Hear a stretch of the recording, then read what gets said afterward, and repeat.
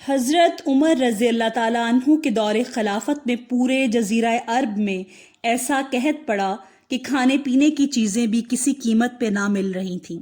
فاقوں کی شدت کی وجہ سے لوگ انتقال کر رہے تھے۔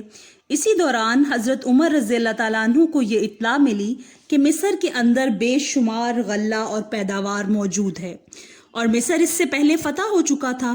حضرت عمر بن العاص رضی اللہ تعالیٰ عنہ وہاں کے گورنر تھے۔ حضرت عمر نے ان کو خط لکھا کہ یہاں حجاز میں بالکل غلہ نہیں ہے، اور مجھے معلوم ہے کہ مصر میں بہت غلہ ہے، لہٰذا یہاں والوں کے لیے وہاں سے غلہ بھیجیں۔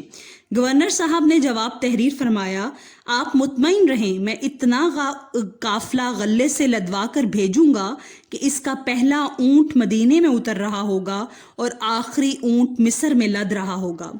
مصر اور حجاز کا 1 مہینے کا راستہ ہے جو اس زمانہ میں اونٹوں کے ذریعے طے کیا جاتا تھا۔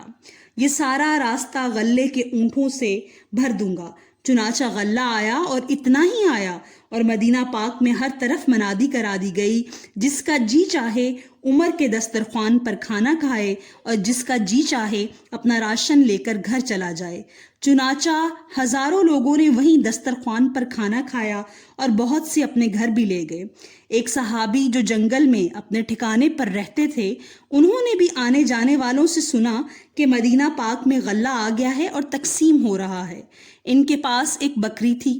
انہوں نے سوچا کہ میں چلا جاؤں گا اور اکیلی بکری کو کوئی جانور وغیرہ کھا لے گا، تو لاؤ بکری کو ذبح کر لوں اور کھا لوں تاکہ چلنے کی کچھ طاقت آ جائے۔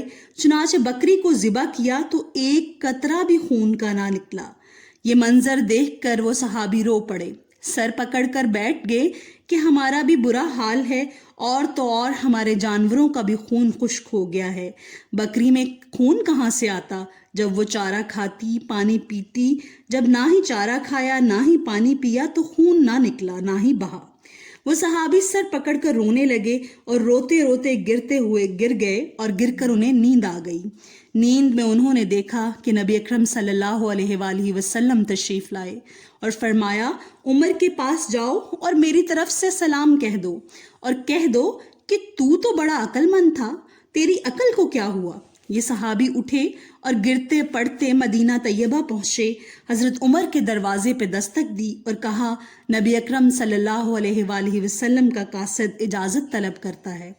حضرت عمر ننگے پیر مکان کے باہر تک آئے، پوچھا کیا بات ہے، کیا معاملہ ہے؟ انہوں نے خواب کا پورا قصہ بیان کیا۔ حضرت عمر سن کر لرز گئے اور کہنے لگے کہ مجھ سے کوئی غلطی ہوئی ہے۔ اس وقت مدینہ پاک میں جو اہل الرائے تھے ان کو جمع کیا اور ارشاد فرمایا، میرے آقا جناب نبی اکرم صلی اللہ علیہ وآلہ وسلم نے مجھے یہ پیام بھیجا ہے، بتاؤ مجھ سے کیا غلطی ہوئی؟ صحابہ رضی اللہ عنہ مجمعین نے کہا، ہماری سمجھ میں تو کوئی غلطی نہیں آتی۔ ایک صحابی کھڑے ہوئے، انہوں نے عرض کیا، میری سمجھ میں ایک بات آئی ہے۔ آپ کے ملک میں قحط پڑ رہا تھا اور غلہ نہیں تھا، لوگ بھوک کی وجہ سے مر رہے تھے، مگر بجائے اس کے کہ آپ اللہ رب العزت سے مانگتے، آپ نے اپنے گورنر، اپنے ہی جیسے انسان سے درخواست کر ڈالی۔ یہ ہے وہ غلطی۔ حضرت عمر رضی اللہ تعالیٰ عنہ نے فرمایا، واقعتاً یہی غلطی ہے۔ پھر سب نے کہا، واقعی یہی غلطی ہے۔ حضرت عمر رضی اللہ تعالیٰ عنہ نے اسی وقت دعا مانگی، اپنی خطا کی معافی چاہی۔